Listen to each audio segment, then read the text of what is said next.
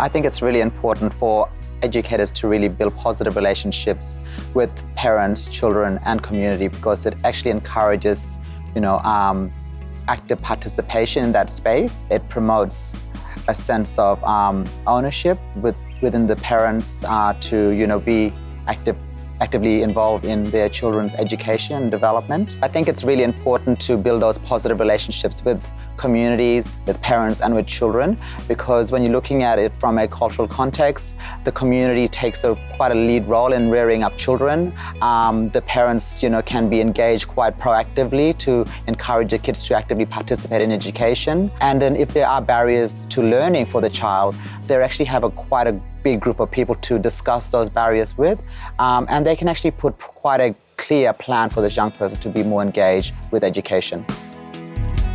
So when you're looking at range of programs in local Indigenous communities, such as One Arm Point, which is a Bardi traditional owner group, they have activities outside of the school where kids are actively promoted to attend. So if the school was to piggyback on top of those already existing programs, it actually builds greater outcomes for kids to learn and develop in a culturally safe way, but also they're getting those education outcomes, whether it be in maths or science. Marine science is something that's promoted in the Bardi area. So how do we actively include young people in that space? I would strongly encourage, that the schools really use the AIEOs as a tool to really engage the, community participation. The AIEOs know the structures of our families. They know the vulnerabilities of each child. They understand the community dynamics. So when there are issues that are going to arise in community, these should be the first point of contact for the schools to really encourage active participation of the community.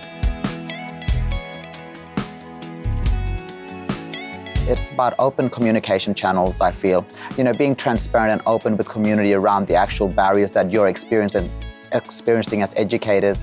Encouraging, whether it is parent-teacher meetings, encouraging young kids to play an active role in regards to what they feel is important to them and their learning. You're really taking into context the languages barriers that might exist there, also the traditional cultural barriers that might exist, and really utilizing the AIEOs to actually inform how that is done in a culturally appropriate way.